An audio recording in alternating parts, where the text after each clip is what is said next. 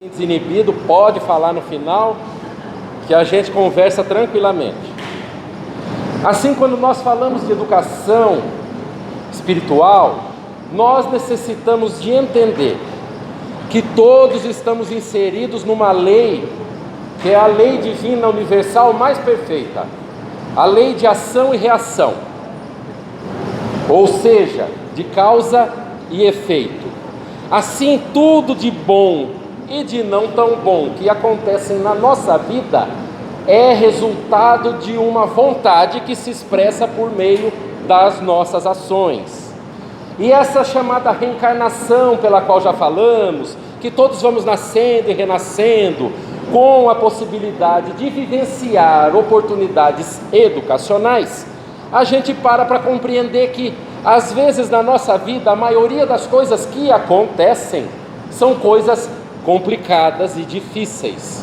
E poderíamos fazer até uma perna com o Evangelho, porque Jesus também nos faz um convite que para toda decisão que nós tenhamos na nossa vida, nós façamos uma análise muito séria, se a nossa decisão é uma decisão da porta estreita ou da porta larga, que pode ser encontrada no Evangelho de Mateus, versículos de 13 a 14. E todos temos essa possibilidade, quão difícil é tomar uma decisão que às vezes é uma decisão a mais acertada, porque vai nos exigir esforço, paciência, perseverança e muita força de vontade. E os prazeres do mundo, às vezes a porta larga, estão aí para que a gente possa viver até a exaustão. Obviamente que quando falamos da educação, também é necessário que quando passamos a olhar para nós mesmos, a gente começa a compreender que parte desse processo educacional é compreender que a gente precisa cuidar dessa ferramenta chamada corpo, que já falamos anteriormente, que alguns de nós gostamos, outros nem tanto. E nós podemos observar até no nosso íntimo como as coisas mexem conosco ou não. Gente, quando eu vejo esse negócio verde aqui, quando eu estou com fome, passa a fome na hora. Não sei se aqui acontece também isso com vocês, mas quando eu estou com a barriga abarrotada de comida e eu vejo um negocinho desse, a conversa é um pouquinho diferente. E nós percebemos que os nossos hábitos, já que a educação é a coleção dos hábitos que adquirimos nesta vida e em outras, expressam tudo aquilo que a gente tem. E fazer com que o nosso corpo seja uma ferramenta saudável também é uma escolha da nossa parte. A alimentação, tudo aquilo que a gente come também, às vezes é calcado no gostoso. E gente, como é dizem que espírita tem alguns problemas, né? Quando dá de ser espírita e gosta de comer coisa que engorda. E eu me incluo nessa, tá? Porque é uma delícia comer. É um dos prazeres da vida. E espírita adora. Mas nós passamos a começar a compreender que o nosso corpo também, além de ser um instrumento que nos ajude no processo da educação, tanto material quanto espiritual, é aquele jumentinho que a gente tem, que Deus nos deu. Um corpo compatível com as lições que nós precisamos aprender. Um corpo compatível com aquilo que a gente precisa vivenciar, com as características exatas, cor de pele, cor de cabelo, cor de olho, tudo. Às vezes nós temos a possibilidade de alterá-lo durante o percurso. Se eu adoro brigadeiro e como brigadeiro todo dia, é óbvio que eu vou alterar meu corpo durante o percurso. Se eu adoro aquela pururuquinha toda semana, e se alguém aqui adorar, cuidado com o coração, a gente começa a entupir as nossas veias, artérias, com aquilo que a gente fala, mas que delícia, entope. E às vezes coloca os 2 pezinhos na rampa de lançamento e vai embora antes. E a gente vai para o mundo espiritual sem ser na hora que deveria de ser. Suicídio indireto às vezes. E a gente tem que ter essa compreensão e essa maturidade. Então a gente precisa, à medida que vai se desgastando, porque tem esse corpinho, depois que a gente passa dos 30, 40, começa a fazer parte da nossa vida aqueles chamados check-ups. Vocês já estão fazendo? Eu estou longe, ainda tem mais uns 10 anos ainda. É terrível, né? Porque a gente tem que ver se tem problema, todo dia dói. Vocês já viram um negócio que acontece conosco, depois de uma certa idade? A gente dorme e acorda com dor, sem fazer esforço nenhum. Estava deitado, estava descansando, era para acordar zerado, e acorda com dor. Nesses lugares que a gente já falou, dor no ciático, dor na lombar, torcicolo, é terrível. A gente passa até a achar ruim esse negócio de corpo, né? Já queria ser espírito logo, né? Não senti nada. Então, é muito necessário que a gente compreenda que durante esse processo chamado evolução, que é a nossa vida, que nesse momento é um processo em que a gente está aprendendo alguma coisa, a gente cuide do corpo que tem, tanto por meio da alimentação, tanto por meio das ingestões de líquidos, água ou outros tipos de bebidas que a gente toma, como qualquer coisa que a gente faz com o nosso corpo que gere desgaste. Mas é claro que nós estamos falando de comida inicialmente. Mas como é que a gente vai ser feliz se o nosso corpo não estiver tão bom? Como eu havia falado, como é possível ser feliz com todo o embasamento, com toda a filosofia, com tudo isso que a gente sabe que o Espiritismo traz para a gente, se a gente tiver com cólica? Pode ser intestinal ou pode ser menstrual, não tem problema nenhum. Cólica, impossível ser feliz com cólica. Por isso Deus deu a possibilidade de ter pessoas aqui nessa vida que inventaram aquele medicamento maravilhoso chamado Buscopan. Eu não sou mulher, tá? Mas eu entendo da Buscopan, sara qualquer humor feminino. E a gente entende por que é e como isso funciona. Claro que nós estávamos falando inicialmente deste cuidado educacional que a gente precisa de ter com o corpo na ingestão alimentar, porque tudo reflete naquilo que a gente tem. Se nós temos um programa de vida calcado num trabalho, na educação de um filho, no desenvolvimento de uma tarefa, em algo que a gente precisa fazer, é claro que a gente tem que cuidar bem. Só que às vezes a gente escamba por meio do prazer, às vezes a gente vai para a bebida. E às vezes, e eu conheço espírita que adora e fala assim: não, eu bebo socialmente. Socialmente, todo dia, uma garrafa de vinho. Socialmente, todo dia, uma garrafa de vinho, porque sabe como é, né? Eu tenho que cuidar do coração. E a gente fica com essas passadas de pano, sem compreender que o álcool em si não é alimento para o corpo. É uma substância tóxica que causa entorpecimento. Dá prazer? É óbvio. Se não tivesse prazer, ninguém beberia. Ninguém gastaria dinheiro em bebida alcoólica se não tivesse uma contrapartida no seu próprio corpo. Por isso a gente para prestar atenção, que não só isso acontece. A gente chama um monte de gente do lado de lá para ficar conosco bebendo junto também. Por isso a gente fala: será que tem algum espírito comigo? Eu vou lá no centro espírita para ver se alguém fala para mim, um médium vidente. Só a gente se perguntar: o que é que você faz com a sua vida? Para saber o tipo de espírito que te acompanha. Primeira resposta é que acompanha. Se tem cada um vivo aqui encarnado, tem 3 mortos, é óbvio que vai ter gente com você. E o tipo de gente que vai estar com você depende do seu tipo de comportamento. Se é uma pessoa viciosa, se gosta de falar mal dos outros, se gosta de fazer um monte de coisa que não deve, vai ter gente do mesmo naipe junto.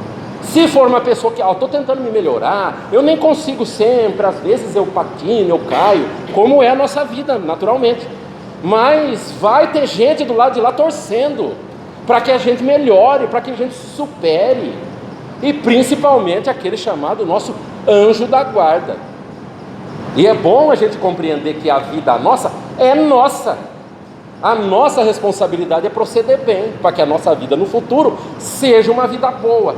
Mas e se eu tomar um passe? Será que não resolve? Um passe forte, como eu disse? Não resolve. É só assim um aperitivo. A mudança real tem que ser estrutural, tem que ser mudança de comportamento, tem que ser mudança de forma de ser. Aí a gente para pensar, né, que a nossa vida é compatível com aquilo que a gente é. Por isso o espírita que entende o processo educacional ao qual está inserido, compreende que tudo aquilo que ele vai fazer é em prol da sua própria melhoria. E aí a gente deixa de lado as nossas paixões, paixão de time de futebol, paixão política, tudo isso que mexe com a gente intimamente, que faz com que a gente queira matar o outro em prol de uma ideia, faz com que a gente amadureça e compreenda que a vida é um pouquinho mais do que esse rame-rame que a gente vive todos os dias. Mas é claro que quando a gente fala assim sobre educação, eu coloquei até uma figura aqui. Vocês conseguem ver quem são esses caras aqui? É uma foto daquele filminho chamado Crudes. Quem assistiu sabe. Alguns que são mais antigos, Família Buscapé. Sabe aquela gente legal que a gente fala da nossa família? Não é possível. É um diferente do outro e pode nascer até gêmeos. A gente fala, meu Deus do céu. Dizem que a família é a base de tudo. É o núcleo familiar educacional para que todo mundo que nasce numa família vá para o exterior. A gente vê o cadinho de gente diferente que tem lá, de personalidade, de jeito de ser, de crença, e a gente começa a se debater com aquele pessoal que está na mesma família. Se a família é grande, já é terrível, porque começa a acumular as diferenças, e a gente, como não tem desenvolvido a maturidade, começa a fazer inimizade com as pessoas da nossa própria família. Eu não aguento aquele fulano lá da minha família. Complicadíssimo. Sendo que ele para nós é uma bênção. É uma bênção para que a gente se entenda, para que a gente passe a proceder melhor na vida, para que a gente um dia compreenda que a amorosidade que Cristo tentou nos ensinar é a fraternidade universal. Quantos de nós não chega no espiritismo, se empolga numa palestra, num seminário, seja no que for, e fala, eu preciso praticar o amor, a caridade, a justiça, a bondade universal. Chega em casa, você encontra com aquele obsessor encarnado, que se juntou, e é o ó lá dentro. Mas eu quero a fraternidade universal. O universo seu ainda está pequenininho, está lá.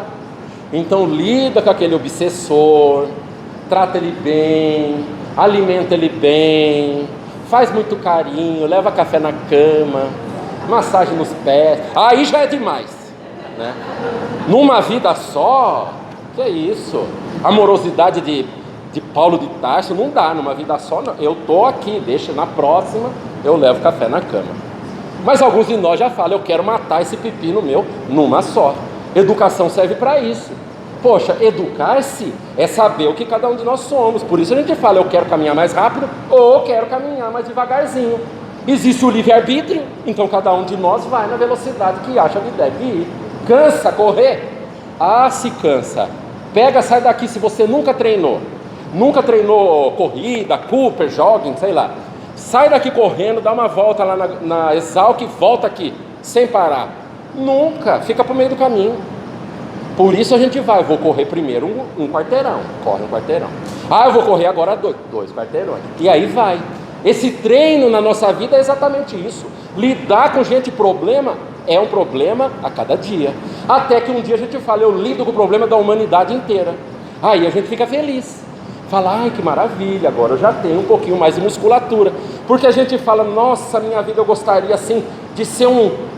E ali está uma foto aqui emblemática de Valdo Franco e Nilson de Souza Pereira, lá na Mansão do Caminho, na Bahia, cuidando de 3.500 crianças todos os dias na área da educação. Mais um monte de gente que vai visitar atrás de mensagem. Quer mensagem do mundo espiritual? Eu vou dar uma dica hoje infalível. Todo mundo que veio vai ter. Só de Divaldo Franco tem 250 livros para mais. Chico Xavier, mais 400 livros. Gente, prepara o espírito para se educar, viu? Porque 750 livros, já cansei só de saber. A gente que quer mensagem, quando chega, aí às vezes não quer, né? Aí a gente precisa compreender que a educação é um processo pelo qual nós estamos passando, e o aprendizado é isso, é o esforço de pouquinho em pouquinho para aprender. Mas claro, quando a gente começa a tentar entender o que é esse cadinho da família tão complicado, o mais importante no final das contas é entender como a gente vai proceder na família que a gente está. Porque muitas das vezes a gente está num ambiente doméstico tão difícil que a maneira com a qual a gente se expressa é por meio da violência. Porque a gente não se entende, a gente não sabe o que é, e logo explode, porque nunca muda. A gente fala uma vez, fala duas vezes, fala três vezes. Se for o pai, já pega o psicólogo, a cinta, né? Para usar uma sessão de psicologia no filho. E nós que somos filhos, vira aquela coisa, aquele pandemônio dentro de casa. Tem filho que quebra as coisas, que tranca o quarto, quebra vidro, quebra prato. Aquela coisa terrível que são naturalmente os relacionamentos entre pessoas. Mas quando a gente começa a se dar conta de que é um ser em evolução, passamos a prestar um pouquinho mais atenção no que a gente faz e não no que o outro faz. Porque no final das contas, o caminho da evolução é nosso. E quando a gente compreende isso, passa a ser um pouco mais participativo. Quantos de nós já não cresceu num lar em que às vezes os pais não são tão conscientes desses mecanismos da vida? E a gente só depois que adquire uma certa maturidade, uma certa idade, começa a compreender os pais que não mudaram. E a gente se fala intimamente, agora eu preciso ajudá-los. E às vezes o pai fala uma coisa que era aquilo que pegava no nosso íntimo, e a gente queria esganar o pai. Só que agora já está numa certa idade, a gente vê quantos anos de dificuldade passaram, e ele está ali exatamente no mesmo ponto que a gente deixou lá para trás. E às vezes a gente escolheu seguir um caminho de melhoria íntima, diferente, que custou muita coisa. Que às vezes a gente foi para psicólogo, teve que se trabalhar, teve que cuidar de todas as cicatrizes que foram deixadas desde a infância, porque no começo a gente fala, meus pais não me amavam, e depois a gente fala, mas poxa vida, eles não receberam nem 10% do que eu recebi. Como é que eles seriam diferentes do que são? E a gente para de colocar culpa neles, e entende que fizeram aquilo que podiam, e quem fez tudo que podia, fez tudo.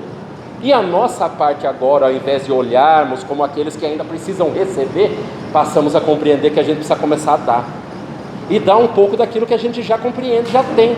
Por isso o processo de educação faz com que a gente elucide muita coisa na nossa cabeça, abra a nossa mente e nos ajude a sermos todos pessoas felizes com hábitos distintos. Vocês lembram aqueles jovens que dentro de casa que às vezes é mal educado, está com o som no último? A vizinhança inteira precisa ouvir o som, aquele heavy metal, hardcore, e é terrível, né? E às vezes o pai, a mãe não corrige, não conversa, não vê esse filho. Aí de repente lá no futuro, esse filho vai para uma religião. E às vezes uma religião que coloca uma caixa de som no último para que a vizinhança inteira ouça.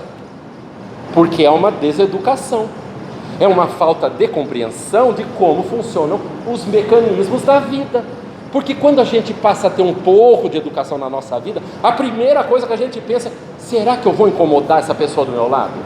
Será que o que eu fizer aqui vai ser desconfortável para alguém? E aí, a partir disso, a gente toma uma decisão de falar, eu vou fazer isso ou não vou fazer. Mas em todo esse processo de educação em que a gente vai se descobrindo, vocês pararam para perceber as distinções de famílias ou núcleos familiares que hoje nós temos, com uma única função, um objetivo para que a gente entenda, porque o resto tudo dentro de nós é preconceito. Amor, a amorosidade na sua essência, independente da forma com a qual essa amorosidade se expresse. Mesmo que um filho nasça de um gameta masculino e um gameta feminino, muitas das vezes a historiografia desse ser que vem para cá é ser abandonado. E aí a gente fala, mas tem gente que quer dar o amor, mas é um casal homoafetivo, não pode, vai uma má influência, querendo colocar para fora a amorosidade que tem dentro de si, por meio da educação de uma criança. E nós precisamos ter a compreensão de que a gente está no século 21. Ninguém mais vai pela fogueira por aquilo que pensa, por aquilo que quer, mas muitos de nós necessita de observar o seu próprio comportamento. Por isso a gente observa, é melhor, e isso acontece até em religião. Eu gosto de espírita, mas às vezes um espírita com hábitos morais muito complicados. E eu já prefiro um ateu, que seja uma pessoa ética na vida, que faça o correto, que siga um princípio com valores assentados na moralidade, assim como suas opções de amorosidade na vida, que funcionam da mesma maneira. Se o amor ditar aquilo que eu vou fazer na minha vida, eu estou fazendo tudo que eu quero fazer, óbvio. Assim é necessário que a gente comece a perceber que as educações familiares passam por todos esses meios. E Cristo, pensemos, Cristo nunca recriminou o pecador. Cristo só recriminou o pecado. Todos nós temos ainda as nossas dificuldades internas que a gente muitas das vezes não sabe nem lidar. Só que tudo aquilo que a gente faz de errado é o que precisa ser corrigido.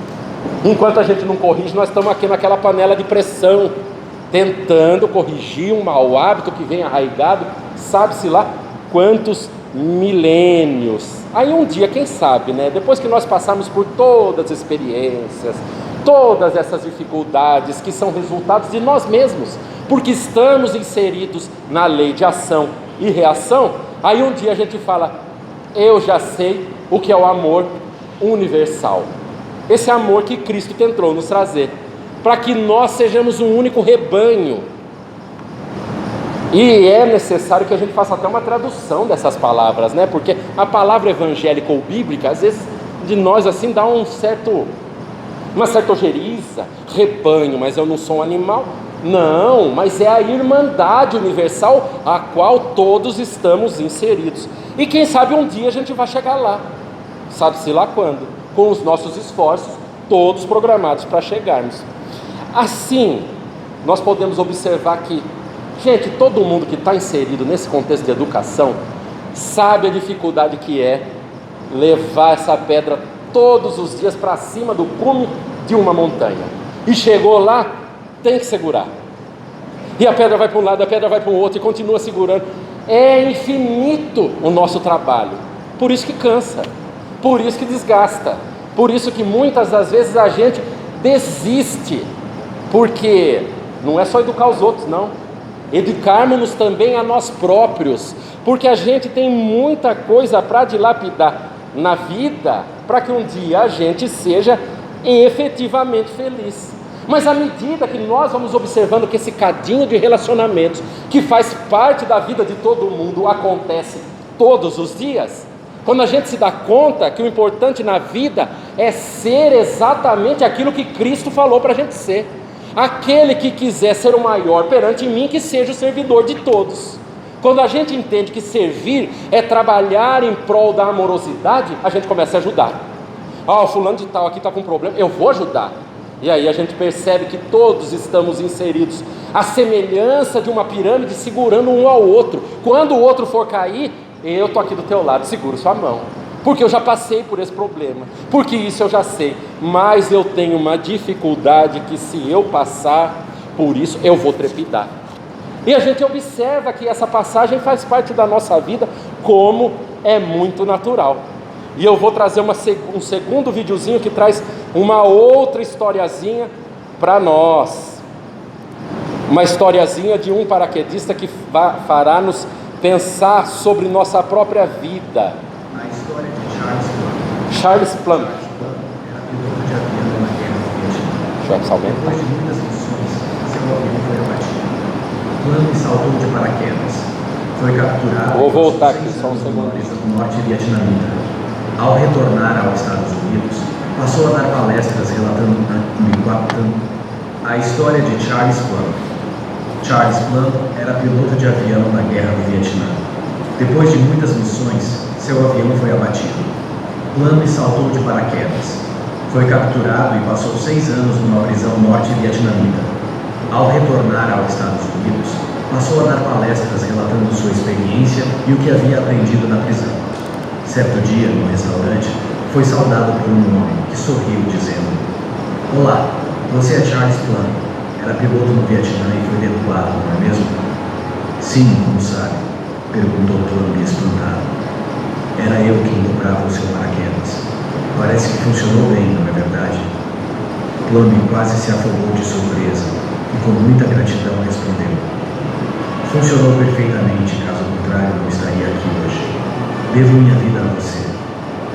Ao ficar sozinho naquela noite, Plumb não conseguia dormir pensando: quantas vezes vi esse homem no porta-aviões e nunca lhe disse bom dia? Eu era um piloto arrogante e ele um simples marinheiro aprendiz. Pensou também nas horas que o marinheiro passou humildemente dobrando centenas de paraquedas, tendo em suas mãos a vida de pessoas que nem conhecia. Agora, Plumb inicia suas palestras perguntando à plateia: quem dobrou seu paraquedas hoje?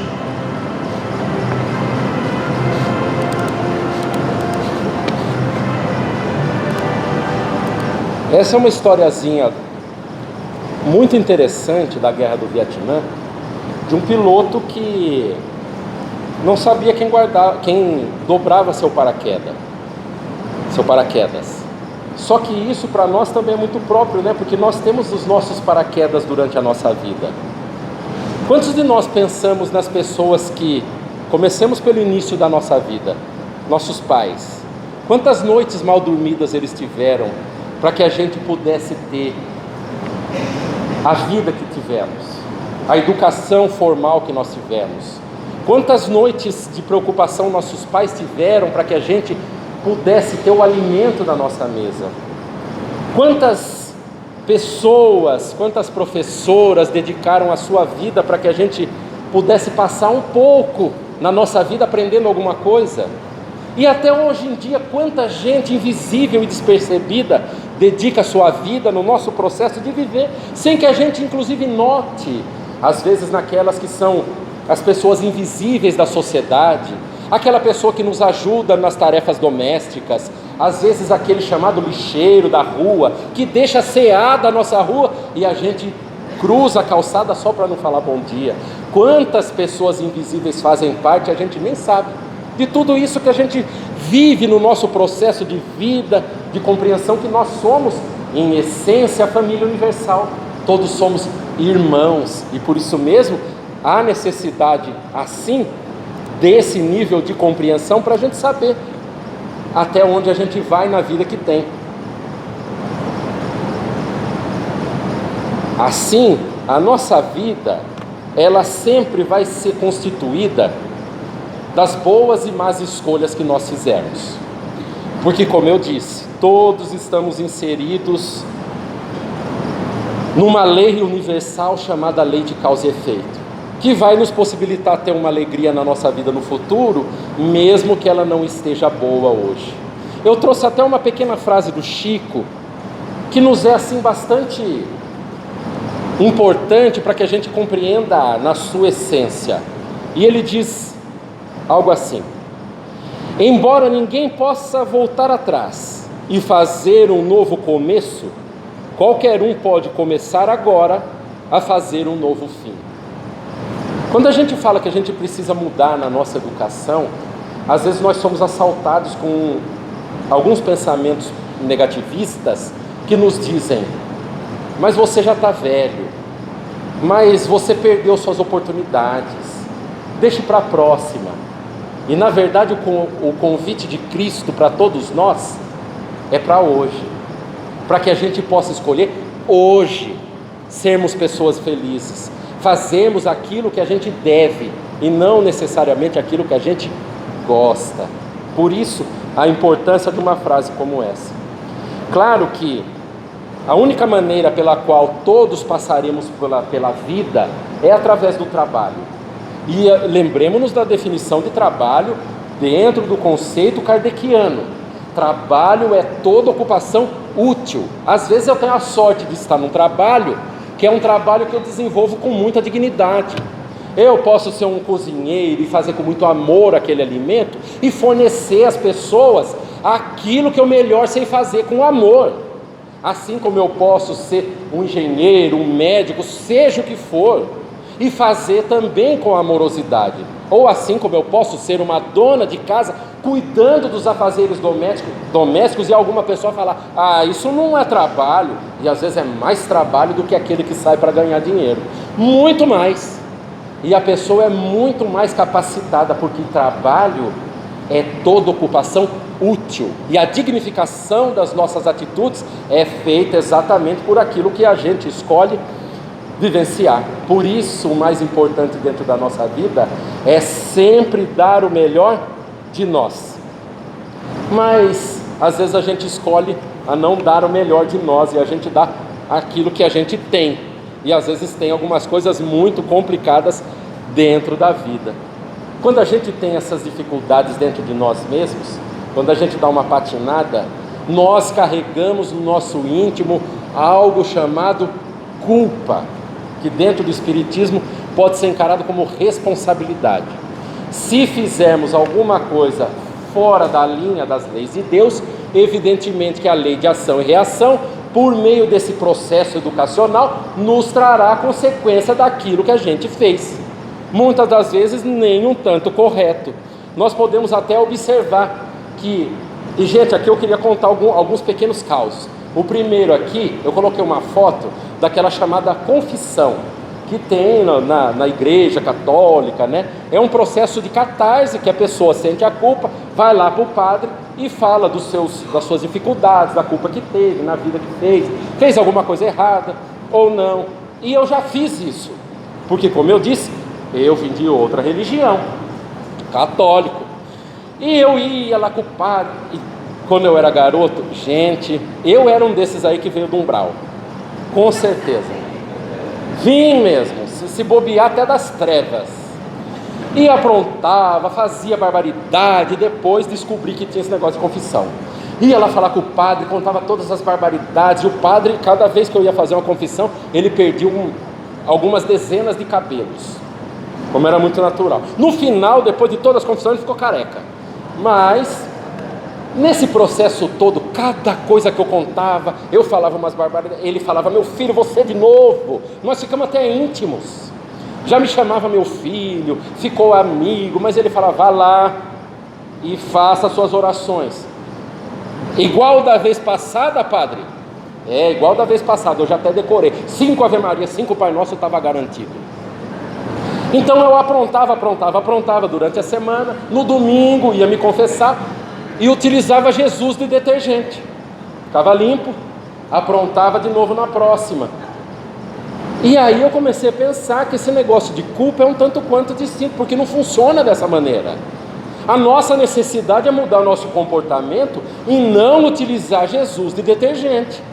E a gente fala: poxa vida, que legal, interessante. A maturidade do ser leva uma compreensão um tanto quanto mais alargada, e a gente começa a compreender que essas coisas são assim. Mas durante também a minha estada na igreja católica, eu percebi que tinha aquela coisa chamada o mito de Adão e Eva. E também o mito de Adão e Eva também tem uma historinha por trás. Se não conhece, vai conhecer. Dizem que Adão e Eva estavam lá no paraíso. Adão e Eva lá descansando, e de repente, um dia Deus fala: olha, vocês podem ter tudo daqui, só não pode ter a fruto daquela árvore, que era representada como uma macieira, né? Uma maçã. Não pode comer a maçã. Logo se viu que Deus não era um psicólogo muito bom, porque para falar pode tudo e não pode aquilo, terrível, você só quer aquilo. Claro, nós somos assim, e eles também. Adão e Eva estavam do mesmo jeito.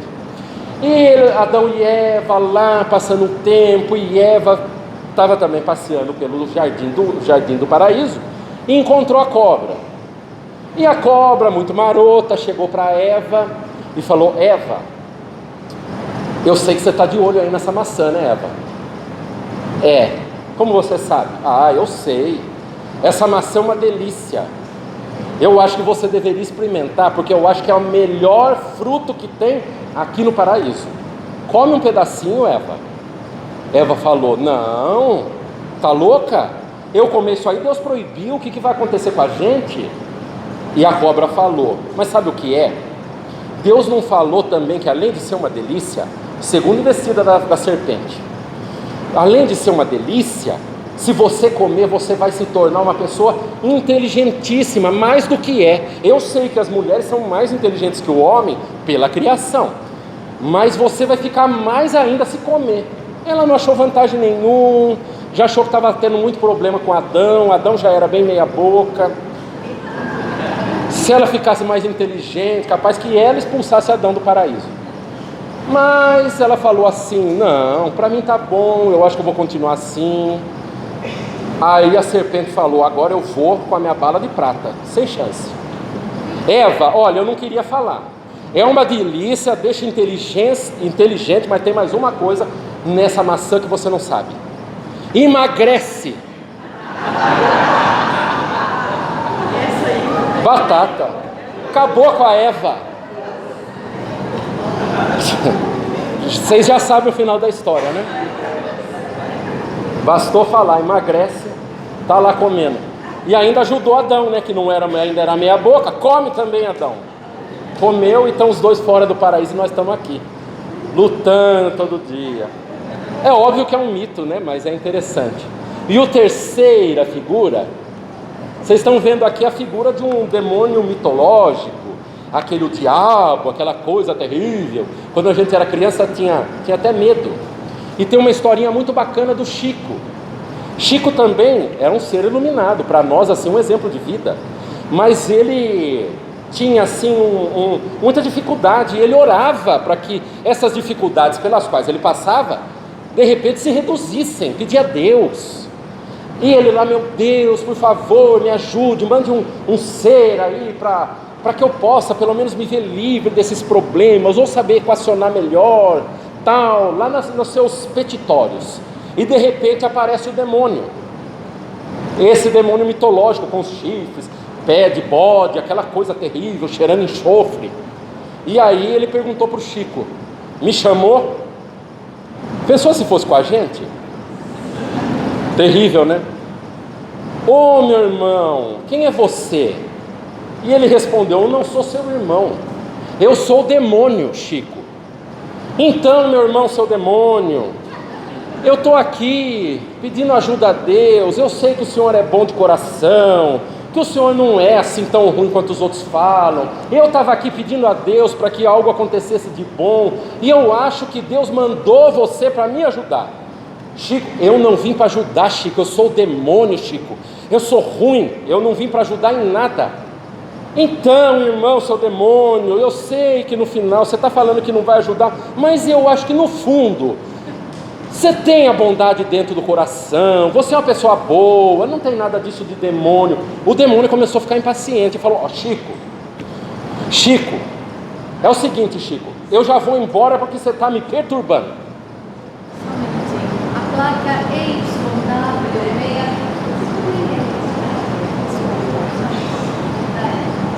Para a gente observar que até a bondade do Chico desestabiliza o demônio. Então, para nossa educação, demônio não existe, são todos seres que passaram por aqui, que ainda escolhem errado.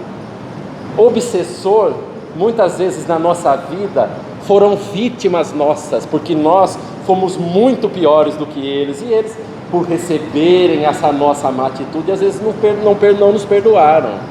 E a gente precisa começar a compreender que as coisas vão mais ou menos por essa linha, porque a gente é espírita, e no final das contas, depois de começar a se educar, de observar-se, de filosofar, descobre que só tem um caminho para todos nós: a gente continuar a percorrer a nossa vida e perceber exatamente aquilo que a gente faz. Vocês sabem que, como nós estamos chegando no final de ano, e a gente é espírita, é necessário mudar.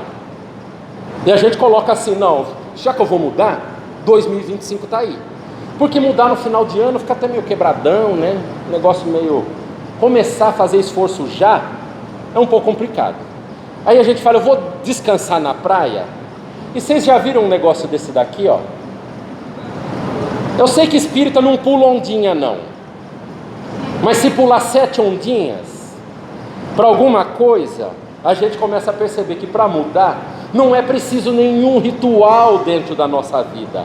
Acender alguma vela, mandar um barquinho para Iemanjá, sem nenhum problema. Quem gosta, quem quer casar, quem quer ficar com alguém, está garantido. Se tiver bravo porque não arruma seu moço, seu benê, meteu o Santo Antônio lá de ponta cabeça num copo d'água e vai ficar aí enquanto eu não arrumar, por favor, vamos prestar atenção que a educação para nós sempre nos serve para perceber que ritualísticas da nossa vida não tem nada a ver, porque a doutrina espírita sempre é simples: sermos amorosos, cultivarmos o bem, fazermos o bem, para que um dia a gente colhe o resultado de todo o bem que faz. Enquanto a gente não colhe o bem que está fazendo, a gente está no nosso Serasa espiritual, pagando as dificuldades e as dívidas de anteriormente feitas em outras vidas. Simples assim. É fácil? Não, nem um pouco. Viver todos os dias com pepino na vida é difícil demais. Aí um dia, quem sabe, a gente sai dessa Piracicaba maravilhosa, com esse calor fraternal que a gente vê todo dia, que a gente tem esse suor fluidificado, e quem quiser pode vir dar um abraço depois, que eu passo sem problema. Aí é terrível, né? Aí um dia a gente começa a observar que já tem merecimento para viver em lugares um pouco melhores, em paragens distintas. Aqui é uma foto do nosso lar, tá pequenininho, mas uma colônia espiritual compatível, de repente, com o tipo de amorosidade que a gente expressar dentro da alma. Mas até lá a gente tem que passar por aqui, o nosso deserto. A única pessoa que nós temos ingerência na vida somos nós mesmos.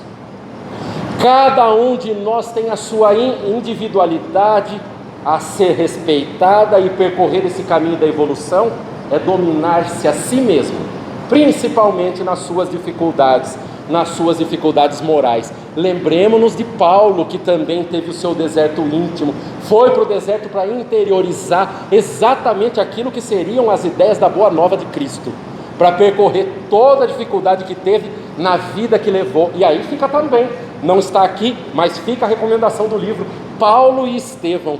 E para aqueles que gostam de romance, o melhor romance espírita, na minha opinião, contido na literatura espírita.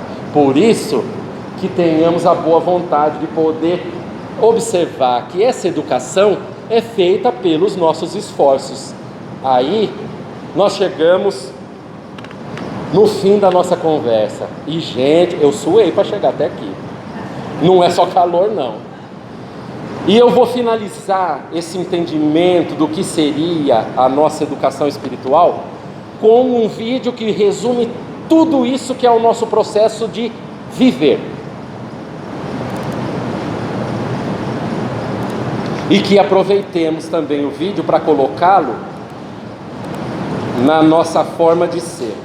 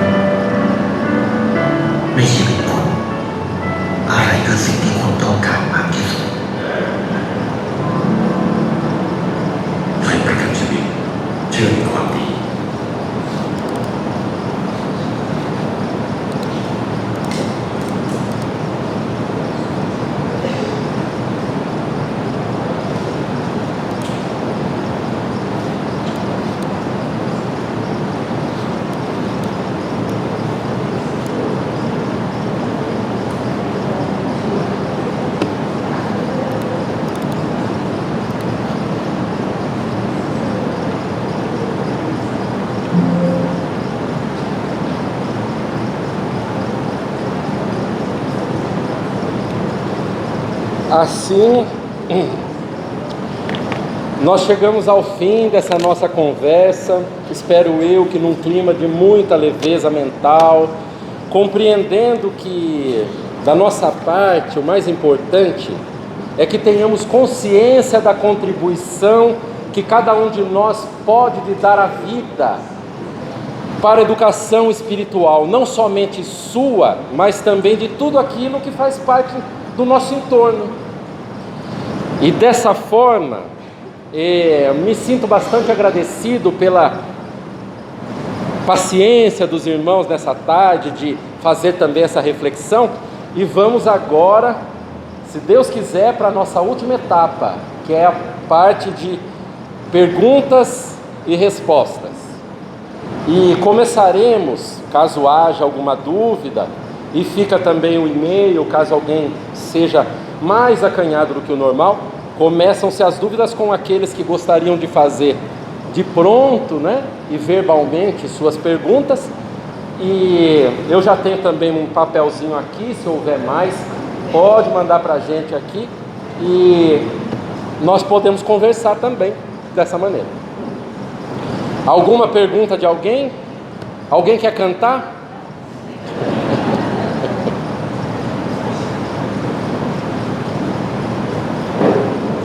Sabatina. Vamos lá. Alguém quer perguntar verbalmente? Senão eu vou para o papel. A educação espiritual é subsídio para educar o desenvolvimento mediúnico. Aqui a gente precisa fazer algumas considerações. Primeiro, que a palavra desenvolvimento mediúnico fica meio fora, porque na verdade a palavra correta seria educação mediúnica. Todo corpo, todos nós temos uma certa predisposição orgânica à mediunidade. Algumas pessoas têm uma mediunidade mais fraquinha, são aqueles médiuns que às vezes estão apenas sendo inspirados, pessoas que às vezes recebem alguma ideia. Esses são aqueles médiuns que passam por uma situação de mediunidade um pouco mais subjetiva e não tão ostensiva. E existe a mediunidade ostensiva, que é aquele que tem um médium que tem clara evidência, clara audiência. Porém, independente deste início de correção de termos, a educação espiritual, tanto a educação material, dos estudos dos livros, da compreensão, das artes, tudo isso é subsídio para que a gente intelectualize o espírito. E obviamente que todo mundo que é médium tem como objetivo fundamental estudar.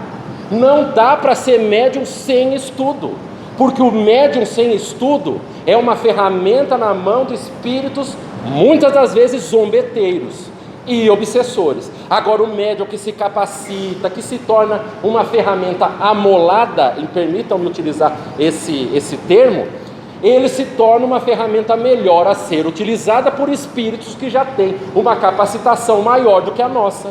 Ou não vamos achar que espíritos que são puros não têm desenvolvido a sua intelectualidade, não têm desenvolvido a sua psicologia? Como ele vai se utilizar e compreender que precisa passar uma mensagem se a ferramenta está cega? Não dá. Não adianta nós pegarmos um Mozart e colocarmos aquele pianinho de criança para tocar. Vai sair ruim, porque a ferramenta é ruim. Agora, se colocarmos um daqueles pianos Steinway, coisa chique, vai fazer a melhor melodia contida na história da humanidade. Por quê? Mozart seria, nessa analogia, o espírito, e o piano, os médiuns. Por isso, é de fundamental importância. Educação é subsídio de melhoria e educação do médium, de mudança de comportamento. Por isso, todos nós que temos uma certa predisposição à mediunidade ostensiva, que a eduquemos por meio do estudo. Próxima pergunta.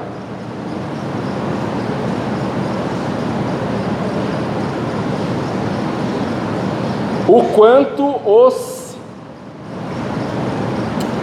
Tem aqui um símbolo aqui que eu não consegui entender.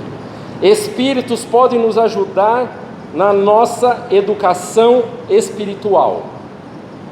Só pode ajudar de uma certa maneira, inspirando. A educação é de quem quer se educar. Da mesma maneira que um pai observa o seu filho que precisa tomar uma vacina, por mais que ele goste do seu filho, que ele fale, eu faço de tudo, eu passo de tudo pelo meu filho, para ele estar bem, o filho é que vai tomar a vacina. Nenhum pai pode passar pela dificuldade do filho, pode sentir a dor que é do filho, assim como nenhum guia espiritual, nenhum guia, nenhum anjo da guarda vai falar, olha, você depois que sair do corpo aqui, eu vou dar uma ajuda para você, e a gente dorme. Quantos de nós, vocês não lembram de um tempo que tinha aquele negócio, eu durmo ouvindo inglês, porque daí durante o sono eu vou fazer um aprendizado dessa língua que é muito difícil. Aprende nada, acorda exatamente do mesmo jeito. Assim, aprendizado é esforço por meio da compreensão intelectual. Eu estudo livros, eu estudo livro de psicologia, eu estudo livro do que é que seja, para que eu comece a fazer padrões de comparação com aquilo que eu recebo de fora. Olha, eu li lá no livro dos Espíritos que o interessante na arte do perdão é passar por todas as 3 fases, o arrependimento, passar por a expiação, que é sentir o desconforto, a dor, mas o mais importante é passar por refazer a tarefa, o caminho errado, a reparação. Eu li, está lá, está no intelecto. Aí vem uma daquelas figuras iluminadas na nossa vida, que a gente agradece a Deus, que a gente fala, meu Deus, me apareceu aquele que me puxou o tapete federal, e aí eu tenho que praticar o perdão. Está no intelecto? Está no intelecto. Mas e para fazer? Para fazer eu tenho que colocar o sentimento, o entendimento o entendimento da lição, e a lição espiritual tem que ser completa. É não saber só a teoria. Eu perdoo todo mundo. É o primeiro, se você pisar no pé, no centro espírita, vira inimigo mortal. Se tiver com a unha encravada, então, vira obsessor para a próxima vida. Por isso a compreensão até do que é, o entendimento do que é a educação. Por que não ficamos eternamente no mundo espiritual? Você sabe que eu já me fiz essa pergunta? Mas eu vou além, eu já me fiz uma pergunta assim, por que Deus já não nos criou, se todos nós já estamos destinados à perfeição, por que Deus já não criou perfeito, né? Ter que ficar vivendo com essa gentinha, e a gente fala bem assim, né? Ai meu Deus, correr atrás de ganhar dinheiro, correr atrás de viver, passar calor, suar. Pois é, porque é a maneira pela qual nós evoluímos. Aqui nós estamos sentindo o gostinho da carne. Quem de nós, ao passar fome e olhar para o brigadeiro que foi passado lá, conscientemente se fala, não posso comer todo dia brigadeiro. Eu adoraria, Rogério, eu adoraria se brigadeiro emagrecesse, gente, o salário inteiro ia em brigadeiro. E eu aposto que eu arrumava uns colegas aí, viu? E a gente fala, meu Deus, não pode. Da mesma maneira que uma pessoa que vem e nos pisa no pé, a primeira reação é porque nós temos um corpo orgânico. O corpo joga uma quantidade de adrenalina que fala para o nosso corpo, ou corre ou luta. Como nós somos ainda bastante deseducados, a gente já quer xingar, matar a pessoa que pisou no nosso pé, que a gente quer reagir. Agora, quem de nós se refreia, fala, fulano pisou, ai meu Deus, doeu. Aí você fala, meu amigo, presta atenção, com todo carinho, com toda amorosidade. Assim a gente pensa que Jesus falou, se alguém te bate na face, oferece a outra. Não é oferecer a outra, se a pessoa vai nos dar um soco na cara, não é oferecer para dar novamente, mas é a face do entendimento, da compreensão de que se o outro está nesse nível, a gente que já não está, não pode errar. Por isso a gente vem para cá. Porque se no nosso nível de entendimento, ainda um tanto quanto infantil, do que é a essência da vivência, do amor, se a gente ficasse lá no mundo espiritual, escutando harpa paraguaia, sem chance. Vem para cá para o mundo, porque aqui a gente precisa testar se a gente está preparado. O aluno só é testado na prova, e a prova não é teórica, a prova é prática. Por isso que a gente nasce com gente complicada para passar. Por isso a gente não fica no mundo espiritual. Mas eu também gostaria de fazer uma sugestão. Depois que eu morrer, eu vou falar com Deus. Pelo menos assim, um pouquinho mais lá, né? Demorar, ficar um pouco mais gostoso por lá. Vamos lá.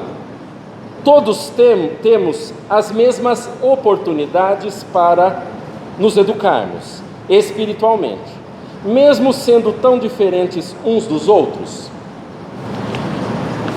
Depende da maneira a qual a gente entende como temos todas as mesmas oportunidades. Obviamente que não saímos do mesmo ponto de partida, porque somos pessoas herdeiros de nós mesmos.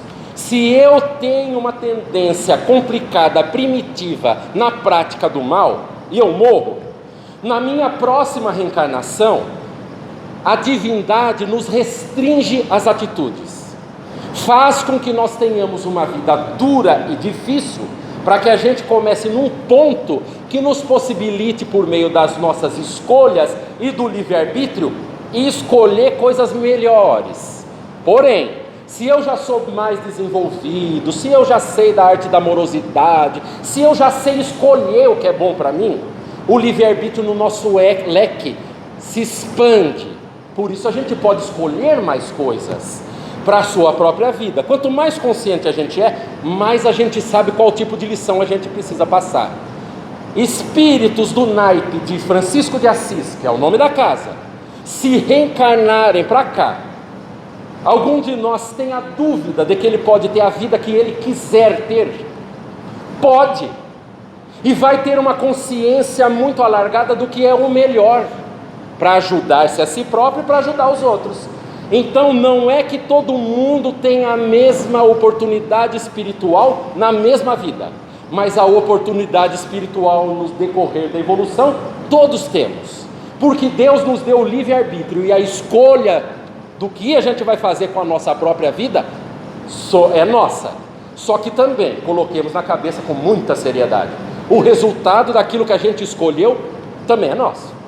Então, se a nossa vida está difícil, não dá para escolher muita coisa, e eu olho todo mundo escolhendo tudo, às vezes a lição nossa é diferente da dele. E às vezes a gente fala, eu adoraria ser milionário, por que eu não sou milionário?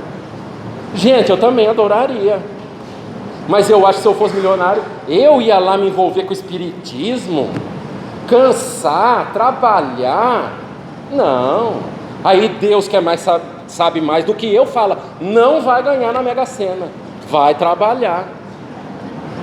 Dá até uma raiva, né? Fraternal, mas dá. Mas é assim, funciona dessa maneira.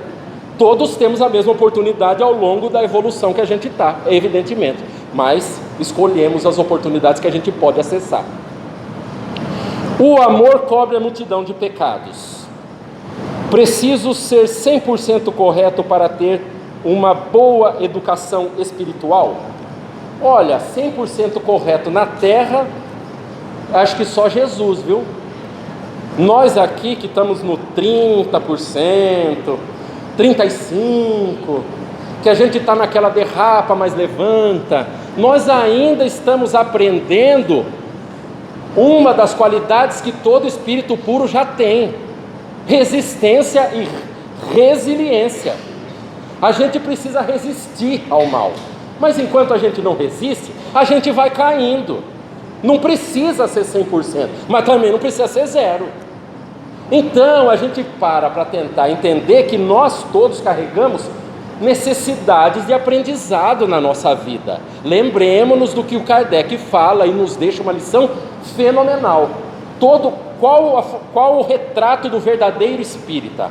Aquele que é melhor hoje do que ontem e melhor amanhã do que hoje. Colocou isso na vida, está garantido 100%. Lembremos-nos de uma das lições que nós gostamos muito, em Passo a Passo, até dentro do Espiritismo, em que Santo Agostinho fala sobre a necessidade do que fazer para se tornar uma pessoa feliz e livrar-se das suas más inclinações. Santo Agostinho fala assim, está lá no Livro dos Espíritos. Olha, eu fazia da seguinte maneira: eu ia me deitar todo dia e eu repassava o meu dia mentalmente para saber se eu fiz alguma coisa errada ou se eu deixei de fazer alguma coisa certa. Se eu me enquadrasse nesses dois aí, no dia seguinte eu logo ia me corrigir para fazer o certo. Mas se eu fiz o certo, aí eu fixava a lição e falava para mim mesmo: esse eu já fiz certo, vou fazer certo amanhã também. Assim, respondendo assim um pouco mais objetivamente, não é preciso estar 100%, mas é preciso estar com 100% de vontade. Última e derradeira pergunta do papel: você acha que a religião espírita é a melhor religião para melhorarmos como pessoa e como espírito? Se a pergunta for para o Rogério, eu vou responder sim. Se a pergunta for em tese, eu vou responder não. Porque em tese, primeiro, deixa eu explicar o porquê o sim. Sim, porque para mim o Espiritismo é a religião que mais me propõe a melhoria, que eu acho que tem sentido. Agora, se existir uma religião distinta do Espiritismo, que para outra pessoa o faz, um homem ou uma mulher de bem, melhor do que eu estou conseguindo fazer comigo, a outra religião é melhor. E a gente se pergunta, então, quer dizer que o Espiritismo, por ser uma doutrina racionalista, científica, religiosa, de consequências morais, vai ser o futuro das religiões, vai ser a religião do futuro? Não, mas vai ser o futuro das religiões, porque os entendimentos contidos no Espiritismo espalhar-se-ão para as outras religiões, e aí a gente consegue entender. Se você é evangélico, se você é católico, se você é islamita, se você é judeu, e isso te faz uma pessoa melhor, é lá a sua função. Assim como se você é ateu e a sua religião é ser ateu, que você seja digno, que você trabalhe pelo bem, que você seja uma pessoa que trabalha nos conceitos de amorosidade. Porque lembremos, Jesus não era espírita, e Jesus não veio trazer religião nenhuma, veio falar para todo mundo assim: se você quer o reino dos céus, pratique o amor, mas faça uma coisa também: pegue tua cruz, coloca no teu ombro e siga-me. E nós estamos com 2000 anos e lá vai pedrada dessa mensagem, e quem de nós está conseguindo seguir isso? Com o Espiritismo é a mesma coisa, mensagem simples, racional, bonita, lógica. E quem de nós vive esse negócio? Precisa ter um padrão de comportamento que, olhe, é o ó do borogodó, dificílimo. A gente passa 30 anos no Espiritismo. Quantos espíritas? Eu rodo casa espírita pra caramba, encontro espírita de todo jeito, todo naipe. Sempre vem uns, olha, principalmente uns com bigodão assim, né, daquela cofiada no bigode: eu estou no Espiritismo faz 50 anos, você vai chegar lá? Eu falo: meu Deus, aí eu não vou chegar nunca, tchau, vou no oposto. Não aprendeu nada. Porque quanto mais a gente vai aprendendo e mais a gente vai sabendo, mais a gente percebe que não sabe nada mesmo, porque é muito difícil de abarcar todo o conhecimento da humanidade. Às vezes a gente passa a vida inteira para deixar uma única dificuldade moral da vida. Às vezes, por exemplo, sou mentiroso. Para deixar de ser mentiroso, contar vantagem para os outros, é terrível. É uma luta interna. Então, tudo isso que faz parte das nossas dificuldades, sempre são lutas internas. E é bom a gente se reconhecer e conhecer que as coisas são mais ou menos assim, mas... E cá entre nós, mesmo quem está falando aqui, seja quem for, no momento sou eu, semana que vem vai ser outro, no outro dia vai ser outro, todos carregamos as mazelas dentro de nós mesmos, e todos estamos subindo aí uma montanha terrível, tentando, patinando, caindo, se levantando. A única coisa é a persistência, é treinar-se para não desistir. Eu vou por aqui, não interessa o que vai dar. E aí a gente pensa, porque muitos de nós colocam a religião na sua vida como uma muleta de falar: eu vou para a religião porque eu quero alguma coisa. E aí fala alguma coisa material, eu quero saúde, eu quero não sei o que, seja o que for. E nenhuma religião é para isso. A religião é para aclarar as pessoas, para que elas mudem de comportamento, transformem-se e parem de enfermar. Enfermar na saúde, de experiências que precisam passar às vezes na penúria, de dificuldades de relacionamento, e por aí vai. Assim é o resumo da nossa vida. E tem algum corajoso que quer perguntar de boca, porque o papel já foi. A educação espírita está no nosso.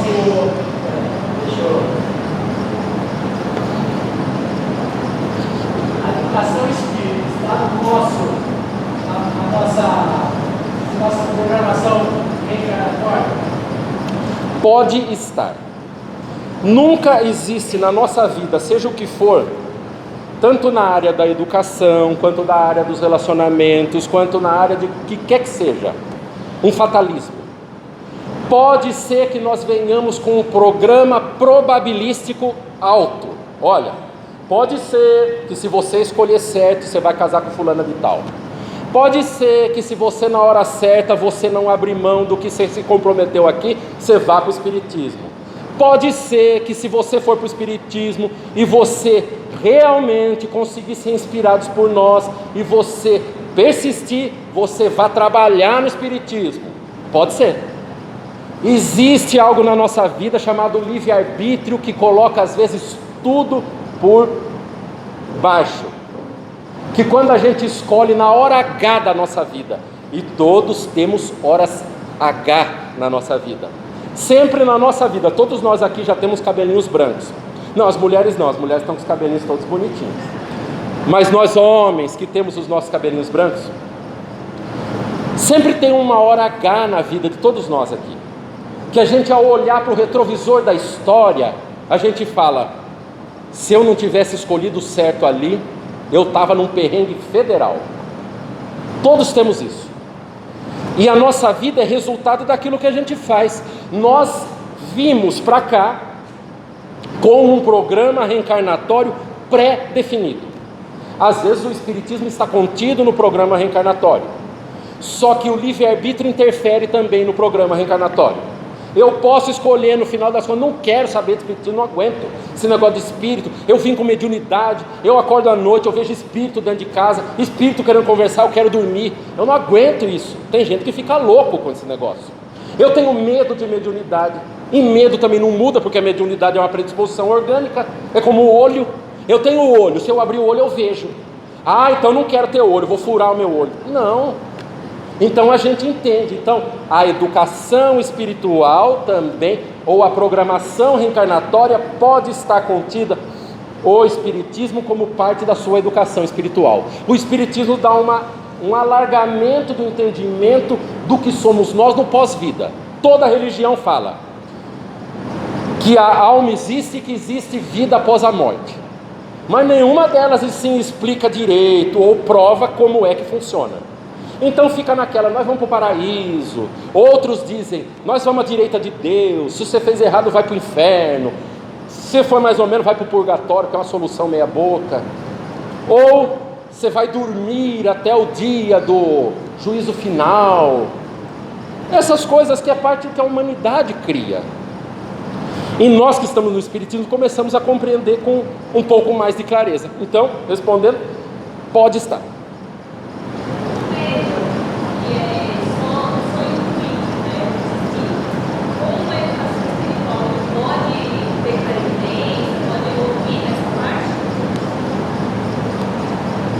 O trabalhador se educa.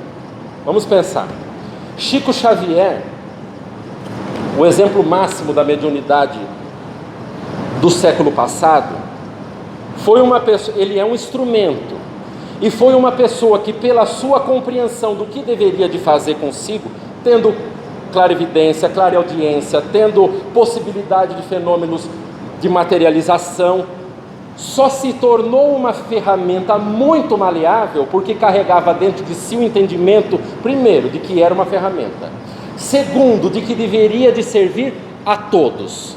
Nós que estamos num processo um pouquinho mais diferente, que a nossa mediunidade é mais relacionada à intuição, a gente pensa, nossa, se eu seguir isso daqui, eu vou começar a ser cada vez mais abrir essa janela da mediunidade. Não funciona assim. A predisposição orgânica nossa, a parte orgânica, está numa glândula chamada pineal, que fica no nosso centro cerebral.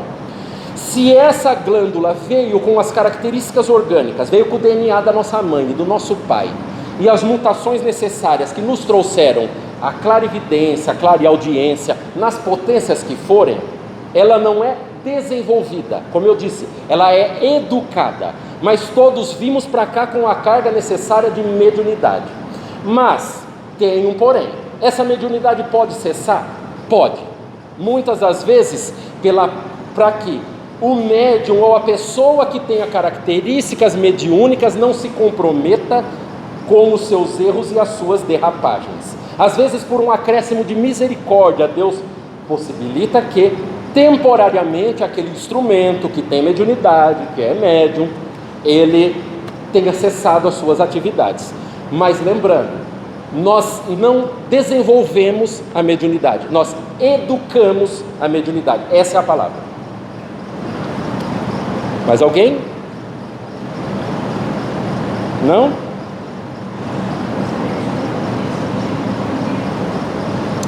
Perdão? Nossos filhos são espíritos. Hermínio Correia de Miranda. Aliás, todos os livros de Hermínio Correia de Miranda são maravilhosos. Pode comprar todos. Na área da mediunidade, recomendação também. Diálogo com as sombras. Melhor obra. Mais alguém? Médium, assim, com o correr da idade, né? Quando a gente fica velho, ele continua recebendo todos os espíritos, tendo essa missão, continua nesse processo, ou em algum momento é interrompido essa ligação? Eu vou fazer uma analogia. Vocês entenderam o que ele perguntou? Ele perguntou, como é seu nome?